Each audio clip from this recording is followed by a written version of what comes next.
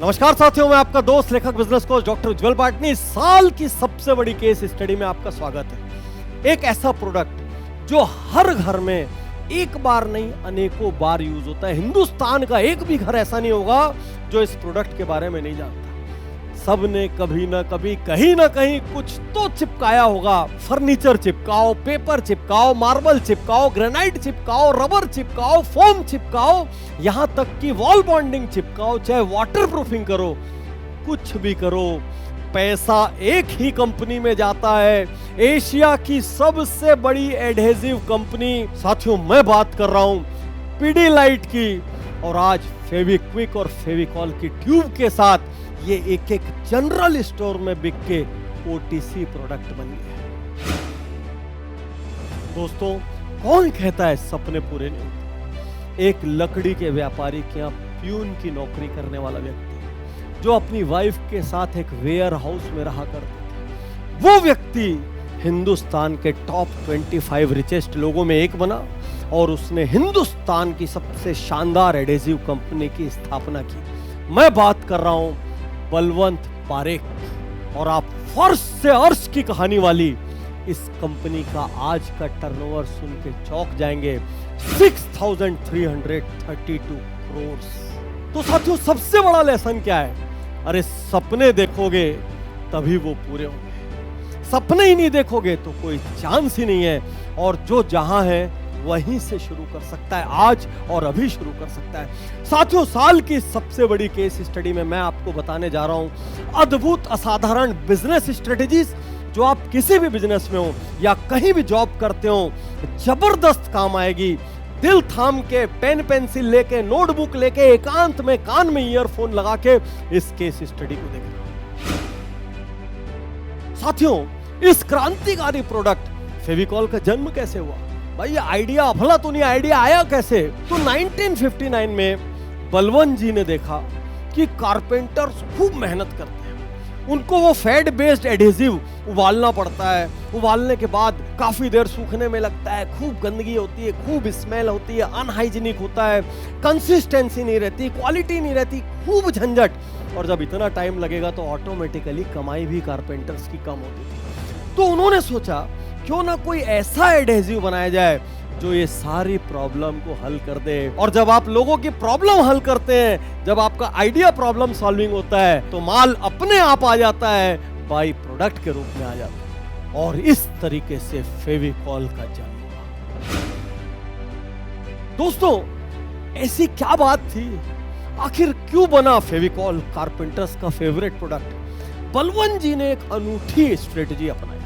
उन्होंने पहली बार बिजनेस के इतिहास में डायरेक्ट मार्केटिंग करना स्टार्ट किया। उन्होंने सीधा सीधा कारपेंटर से कांटेक्ट किया क्योंकि उन्होंने एक रिसर्च की। रिसर्च में उन्होंने पाया कि 85% डिसीजन मेकर कारपेंटर है और ये बहुत बड़ा अनऑर्गेनाइज सेक्टर है। और यदि कारपेंटर्स को फायदा समझा दिया जाए तो प्रोडक्ट अपने आप उड़ जाएगा। और फाइनली उन्होंने कारपेंटर्स को समझाया, देखो, मैं तुमको एक इजी एडहेसिव दे रहा हूं जो सीधा ऐसे लगाओ और चिपक जाएगा। इससे तुम्हारा टाइम बचेगा, इससे तुम्हारा पैसा बचेगा, इससे तुम्हारी सेहत बचेगी, तुम एक दिन में ज्यादा काम कर पाओगे, गंदगी नहीं होगी, ज्यादा कीले नहीं ठोकने पड़ेंगे, प्रोडक्ट की क्वालिटी इंप्रूव हो जाएगी। और कारपेंटर्स को बात समझ में आ गई और साथ साथ कारपेंटर्स को बेनिफिट भी था।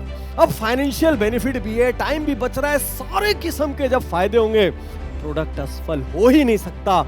तो डायरेक्ट मार्केटिंग स्ट्रेटजी के साथ कारपेंटर्स के कंधे पर बैठकर कारपेंटर्स का प्रोडक्ट बनके फेविकॉल हिंदुस्तान के घर घर में उतर गया। लेसन क्या है?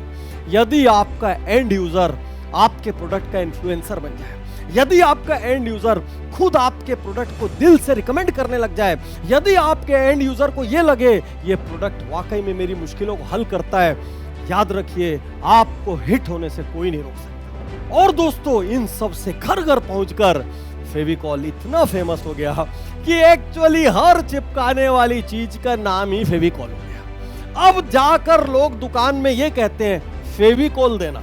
उनको ये नहीं समझ आता कि फेविकॉल एक कंपनी का प्रोडक्ट है। उनके हिसाब से हर चीज जो चिपकाती है वो फेविकॉल। दोस्तों, मुझे विश्वास है इस वक्त आपके भीतर आग लगी होगी और आपको लग रहा होगा, यार ये सब स्ट्रेटजीज तो मैं भी अपना सकता हूं। अरे मैं भी तो यही कह रहा हूं, आप भी अपना सकते हो, क्योंकि सैकड़ों हजारों लोगं ने अपनाया है। पिछले 15-20 साल में लोगों ने business Gurukul, business audit, VIP जैसे प्रोग्रामों में इन केस स्टडीज को सीखा है और ज्यादा विस्तार से सीखा है। और अब तो हमने ये सब businessjito.com पर अवेलेबल करा दिया है। लोवेस्ट कॉस्ट में इंडिया के बेस्ट प्रोग्राम्स आपके लिए अवेलेबल करा दिए हैं। अब कोई बहाना आपके पास बचा नहीं, चुनाव आपको करना है, आगे बढ़ना है कि महज इस वीडियो को भी वाव करके छोड़ के बस फिर से अपने काम में मस्त हो। तो दोस्तों पहले ये समझते हैं कि पिडीलाइट ने ऐसी क्या स्ट्रेटजीज अपनाई कि वो अनडिस्प्यूटेड मार्केट लीडर बन गया और लगभग कंपटीशन को साफ कर दिया।